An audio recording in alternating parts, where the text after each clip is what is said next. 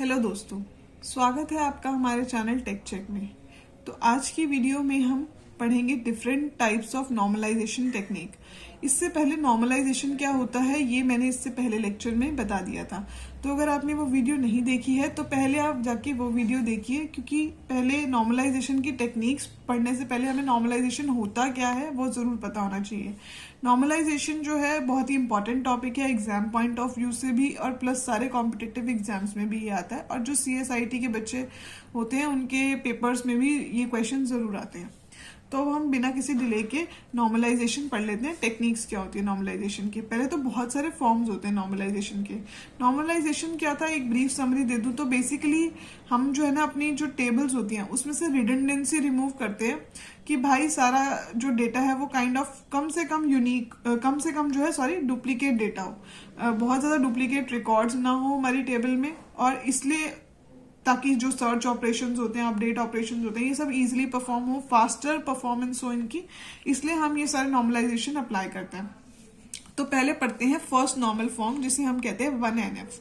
ऐसे करके 6NF 6NF तक होते हैं ये, ठीक है। तो ये है मेरा फर्स्ट NF 1NF। अब इसमें क्या है, a relation violets 1NF if it contain repeated values. 1NF क्या है, कब वायलेट होती है, मतलब कब जो है हम कहते हैं कि ये टेबल जो है फर्स्ट नॉर्मलाइजेशन को फेल कर रहा है, जब उसमें कोई रिपीटेड वैल्यूज होती हैं, ठीक है। जैसे कि अब ये एक एग्जाम्पल लिया हुआ है, लाइव एग्जाम्पल।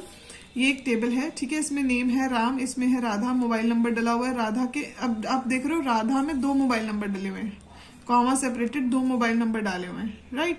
तो इसमें क्या हो रहा है, ये नॉर्मलाइजेशन जो है 1NF जो है फेल हो रही है। क्यों? क्योंकि मल्टीपल एंट्रीज है किसमें, मोबाइल कॉलम में। इसको सही करने के लिए हम बेसिकली क्या करते हैं, इस चीज को सही करने के लिए हमने बेसिकली क्या सोचा कि हम इसमें एंट्री कर देते हैं ऐसे, ठीक है। हम बेसिकली एक प्राइमरी की और फॉरेन की का कंसेप्ट लगाते हैं, और हम बेसिकली इसको इस टाइप से जो है रिकॉर्ड्स को एंटर कर सकते हैं। इंस्टेंट माईसीक्वल में वैसे भी कभी ऐसे डेटा एंटर नहीं होता कि एक रिकॉर्ड एंटर किया है, एक वैल्यू एंटर किया, फिर कॉमा दूसरी वैल्यू, ऐसे माईसीक्वल में कभी भी एंट्री नहीं होती। तो अगर आपको 2 नंबर्स एंटर करने हैं तो उसका बेस्ट वे ऑफ एंटरिंग यही होता है कि आपने राम में एक आपका नंबर है और एक फिर राधा, और फिर दूसरा रिकॉर्ड आपने राधा का डाल दिया, दोनों नंबर्स हमारे डल गए। तो ये वाली जो टेबल है ये प्रॉपरली 1NF को फॉलो कर रही है। अब आते हैं हम अपने सेकंड नॉर्मल फॉर्म पे। सेकंड नॉर्मल फॉर्म में क्या है, in order to be in 2NF, पहले सेकंड नॉर्मलाइजेशन में के लिए पहले तो टेबल जो है आपकी 1NF में होनी चाहिए, जो कि अगर ऐसी टेबल थी तो हमने इसको यहाँ पे जो है चेंज कर लिया, राइट। तो डुप्लीकेट रिकॉर्ड्स हट गए, डुप्लीकेट नहीं सॉरी लाइक ये जो बेसिकली एक ही मोबाइल के कॉलम में 2 नंबर्स जो एंटर हुए थे वो हट गए। एक ही एट्रीब्यूट पे मल्टीपल वैल्यूज थी तो वो सिंगल वैल्यू हो गया। तो ये तो एक तो 1NF हो गया। अब आते हैं सेकेंड NF पे। सेकेंड NF में होने के लिए पहले तो वो 1NF में होना चाहिए, मतलब टेबल जो है फर्स्ट नॉर्मलाइजेशन क्रॉस करने चाहिए। और सेकेंड है should not contain partial dependency. अब पार्शियल डिपेंडेंसी क्या होती है वो हम एक एग्जाम्पल से समझते हैं। तो यहाँ पे ये मैंने एक टेबल बनाई हुई है, अगर आप देख सकते हैं, इसमें है टीचर आईडी, सब्जेक्ट और एज, ठीक है। टीचर आईडी की वैल्यूज देखिए 1 फिर यहाँ सब्जेक्ट है मैथ्स, बायोलॉजी, इंग्लिश, और यहाँ पे ये इसकी कुछ एज है, ठीक है। अब अगर आप ये एक चीज देखें, ये वाली जो टेबल है ये 2NF को फॉलो नहीं करती। क्यों?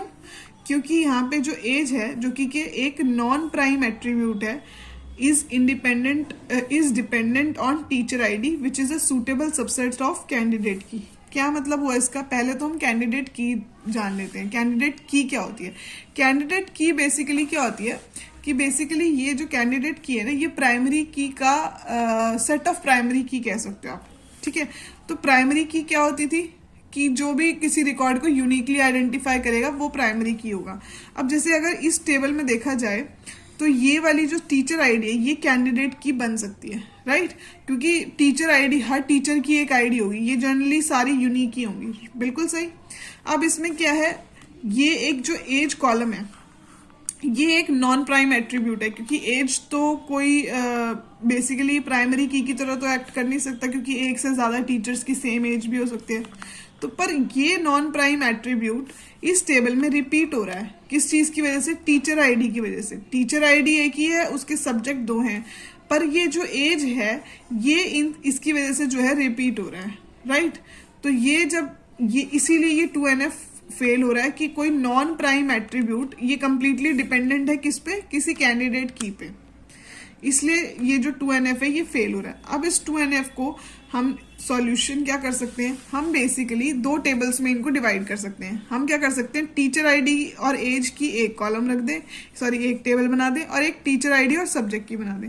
बिकॉज अगर आप ऊपर वाली टेबल में देखें तो इसमें टीचर आईडी 2 बार आया ही क्यों? सब्जेक्ट की वजह से, क्योंकि एक ही टीचर 2 सब्जेक्ट पढ़ा रही है, पर एक ही टीचर की एज तो एक ही है ना, तो उसको हमने क्यों रिडंडेंट करा हुआ है, उसको क्यों डुप्लीकेट करा हुआ है? क्यों? क्योंकि वो इस वाले कॉलम पे डिपेंडेंट है, तो इसलिए इसकी एंट्री भी 2 बार हो गई। तो ये 2NF फेल हो रहा था। तो इसको सॉल्व कर दिया सिंपल। जब हमने ये टेबल्स 2 अलग अलग टेबल कर दी, तो आप देख रहे हो टीचर आईडी 1, इसकी एज 35 ही है, जो कि ऊपर 2 बार 35 हो रही थी। टीचर आईडी 2, जो 2 वाली टीचर थी, उसकी 28 है। ठीक है, सिंपल है। अब यहाँ पे हमने डाल दिया कि ये सब्जेक्ट के साथ, सब्जेक्ट की वजह से ये 2 बार एंट्री हो रही थी ना, तो अलग ही टेबल में डाल दो इसको। बेचारे एज को हम क्यों 2 बार उसको करा रहे हैं फालतू में, क्योंकि वो उस पर डिपेंडेंट हो रहा था। तो ये 2NF फेल हो रहा था। अब यहाँ पे इस टेबल को अलग कर दिया सब्जेक्ट वाली को, तो यहाँ टीचर आईडी 1 जो है मैथ्स पढ़ाती है, 1 जो है बायोलॉजी पढ़ाती है, 2 जो है इंग्लिश पढ़ाती है। अब ये बेसिकली क्या हो गया? हमारा सॉल्यूशन हो गया 2NF का। तो ये हमारा सेकेंड नॉर्मलाइजेशन फॉर्म हो गया। अब आते हैं हम थर्ड नॉर्मलाइजेशन फॉर्म में। अब जैसे कि मैंने पहले बताया था कि 2NF के लिए क्या जरूरी था कि वो 1NF में हो। अब यहाँ पे क्या है? ये 1NF और 2NF को फॉलो करते होना चाहिए। तो 2NF एक टाइप से हम कह सकते हैं कि मस्ट बी इन 2NF। अगर 2NF में होगा तो ऑब्वियसली 1NF क्रॉस करके ही आया होगा। सेकेंड क्या है? Remove transitive dependency on non primary की एट्रीब्यूट ऑन द प्राइमरी की। ठीक है। अब जो ये लाइन है ये आपके एग्जाम पॉइंट ऑफ व्यू से इंपॉर्टेंट है। इसको अब हम एक बार समझ लेते हैं कि एग्जाम्पल के साथ ये कहना क्या चाहते हैं। अच्छा, एक और चीज इसमें हमें नोट करनी है। कोई भी चीज को 2NF में बनाने के लिए लेफ्ट हैंड साइड पे it should be a primary key, sorry it should be a candidate key, और राइट साइड पे it should be a primary key. Okay, left hand side में टेबल की कैंडिडेट की होनी चाहिए, ऐसी keys होनी चाहिए जो कि कैंडिडेट की के लिए एलिजिबल है, और राइट हैंड साइड पे प्राइमरी की हो सकती है। दोनों में से, और इन दोनों में से एटलीस्ट एक कंडीशन मैच होनी चाहिए ताकि टेबल जो है वो 3NF में आ जाए, नॉर्मलाइज हो जाए। अब एक एग्जाम्पल लेते हैं फेलियर 3NF का। तो यहाँ पे आप देखो कि कुछ कोड लिए हुए हैं, नेम लिए हुए हैं, फिर यहाँ पे एक कोर्स लिए हुए हैं कुछ, और कोर्स के नेम्स लिए हुए हैं। ठीक है। अब यहाँ पे ये क्या है? कोर्स के नेम, ये तो बिल्कुल नॉन प्राइमरी की है, क्योंकि ये तो प्राइमरी की हो नहीं सकती। अगर आप देखा जाए तो कैंडिडेट की या प्राइमरी की क्या बन सकता है इसमें से? ये कोर्स आईडी, राइट, या फिर ये कोड भी यूनिक होंगे, और ये जो कोर्स की जो आईडीज हैं ये भी यूनिक होंगी, क्योंकि हर एक कोर्स को एक ही आईडी मिली हुई होगी, राइट। अब यहाँ पे फेलियर क्या हो रहा है कि यहाँ पे बेसिकली क्या हो रहा है कि जैसे अब आप यहाँ पे देख रहे हो कि ये CS1 जब पाइथन नेम है, किसी सब्जेक्ट का नेम पाइथन है, तो उसका कोर्स भी क्या है? ऑब्जेक्ट ओरिएंटेड है। C++ है, वो भी इसी कोर्स के अंदर आता है, ऑब्जेक्ट ओरिएंटेड है। हडूप जो है वो ठीक है डिफरेंट कोर्स के अंदर आता है। तो यहाँ पे फिर से क्या हो गया कि इसकी वजह से कोड भी रिपीट हो गए, इसकी वजह से कोर्स का नेम भी रिपीट हो गया। तो हम बेसिकली क्या कर रहे हैं? फिर से डुप्लीकेसी बढ़ा रहे हैं। कोर्स एक ही है, CS1 एक ही है, पर उसके चक्कर में इनकी दो एंट्रीज हो गई। तो अब हम क्या कर सकते हैं? इसको फिर से नॉर्मलाइज कर सकते हैं। तो अब ये नॉर्मलाइज किसके बेसिस पे होती है? कैंडिडेट की होगी या तो लेफ्ट हैंड साइड में, या फिर राइट में क्या होना चाहिए? प्राइमरी की होनी चाहिए। तो जब हमने इसको नॉर्मलाइज किया तो ये हमारा कुछ ऐसा बना। ठीक है, हमने क्या किया? कोड, नेम और कोर्स, इसकी एक अलग टेबल कर दी, कोड, नेम और कोर्स की अलग टेबल कर दी, और ये हमारा जो कोर्स आईडी है और कोर्स नेम है इसकी अलग टेबल कर दी। तो यहाँ पे आ गए हमारे कोड। अब यहाँ पे क्या हुआ? हमारा ये कोड आ गए हमारे। फिर यहाँ पे हमारा पाइथन, C++, हडूप, और ये ऑब्जेक्ट ओरिएंटेड आ गया, राइट। क्योंकि ये दोनों ही कोर्स जो हैं, जो ऊपर वाले 2 कोर्स हैं, ये ऑब्जेक्ट ओरिएंटेड को बिलोंग कर रहे हैं, इस कोर्स को बिलोंग कर रहे हैं, पर इनकी कोर्स आईडी जो है वो सेम ही है। तो इसमें क्या हो रहा था? हमारी फालतू में कोर्स आईडी जो है रिपीट हो रही थी, वो चीज यहाँ पे खत्म हो गई। अब इस वाले टेबल में देखा जाए तो यहाँ पे क्या आ गया, अब CS1 एक ही है, ऑब्जेक्ट ओरिएंटेड, जो कि यहाँ पे हम दो बार लिख रहे थे CS1 ऑब्जेक्ट ओरिएंटेड। वो किस वजह से, क्योंकि पाइथन और C++ दोनों ही ऑब्जेक्ट ओरिएंटेड में जाते हैं, तो इसलिए 2 एंट्री मारनी पड़ रही थी, तो उसको हमने एक सेपरेट टेबल में ले लिया। अब यहाँ पे क्या हो गया, हमारा ये जो ये कोर्स है ये सॉर्टेड हो गया कि अब अगर अब तुमसे कोई कोर्स पूछे तो तुम फटाफट सर्च ऑपरेशन फास्ट होगा ना, कि 2 ही कोर्स हैं, इसमें सर्च मुश्किल हो जाती है, क्योंकि वो क्या करेगा, तीनों रिकॉर्ड्स को स्कैन करेगा, बट कोर्स 2 ही हैं। अब कोर्स फाइंड करने होंगे तो सीधा इसी टेबल में आना है, इसमें जाना ही नहीं है, इसमें क्यों जाना है, हमने सीधा इसी में आएंगे हम। तो ये क्या हो गया, अब हमारी 3rd NF नॉर्मलाइज हो गई। सो यहाँ पे अगर हम देखें तो हमने अपना कैंडिडेट की क्या बनाया था, CS1 या फिर ये 2 हमारी जो है कैंडिडेट की के गुड ऑप्शंस हैं, क्योंकि कैंडिडेट की भी क्या होती है, सेट ऑफ प्राइमरी की, ये दोनों ही प्राइमरी की बन सकती हैं और ये दोनों ही यूनिकली आइडेंटिफाई भी करेंगी, ये चीजें यूनिक ही होंगी, कोड और कोर्स 1। तो हमारी फर्स्ट में भी ये कैंडिडेट की जो है लेफ्ट हैंड साइड पे है, और सेकंड में भी हमारी जो कैंडिडेट की है वो लेफ्ट हैंड साइड पे। तो ये दोनों जो है हमारा जो 3NF बनाने के लिए जो 2 इंपॉर्टेंट पैरामीटर्स थे वो फुलफिल कर रहे हैं। तो ये टेबल जो है वो हमारी थर्ड नॉर्मलाइजेशन में जो है सॉल्व हो गई है। ओके, अब इसके बाद जो 4th नॉर्मलाइजेशन होता है वो होता है बॉयज कोड नॉर्मलाइजेशन फॉर्म, जो कि क्या है BCNF कहते हैं इसको, BCNF नॉर्मलाइजेशन फॉर्म। तो पहले तो ये भी क्या है, फॉलो करना चाहिए 3NF को। 3NF में जैसे रिस्ट्रिक्शन होती है ना कि लेफ्ट हैंड साइड पे आपके कैंडिडेट की होनी चाहिए या तो राइट हैंड साइड पे प्राइमरी की होनी चाहिए। बॉयज कोड में क्या होता है कि इसका ये होता है कि फिक्स होता है इसमें कि आपके जो है लेफ्ट हैंड साइड पे कैंडिडेट की ही होनी चाहिए। ये और ज्यादा रिस्ट्रिक्टेड है, ये क्या कहते हैं बेटर, इसको ये भी कहते हैं कि बेटर फॉर्म ऑफ 3NF है ये, मतलब 3NF से भी ज्यादा थोड़ी रिस्ट्रिक्शन है। तो यही है, it should be on left hand side, it should be a candidate की। अब यहाँ पे हम इसका फेलियर पहले देख लेते हैं। ठीक है, यहाँ पे ये टेबल है स्टूडेंट, टीचर और सब्जेक्ट्स की, जहाँ पे राम के जो है 2 टीचर्स हैं, एक महेश कुमार, एक के दास, फिर से ये श्याम का Mahesh Kumar, and subject and DBMS और C++। अब यहाँ पे फिर से रिपीटिशन हो रही है। अगर आप सब्जेक्ट्स देखो और सब्जेक्ट्स देखो तो बेसिकली राम की वजह से हो रहा है ना, कि राम जो है, राम के 2 अलग अलग टीचर्स हैं, महेश कुमार भी राम का टीचर है और के दास भी राम का टीचर है। बट एक्चुअली में अगर देखा जाए तो टीचर कितने हैं, 2 ही हैं, सब्जेक्ट कितने हैं, 2 ही हैं, बच्चे कितने हैं, 2 ही हैं, फिर हमारी एंट्री 3 क्यों है, ये यहाँ पे रिपीटिशन हो गई ना फिर से।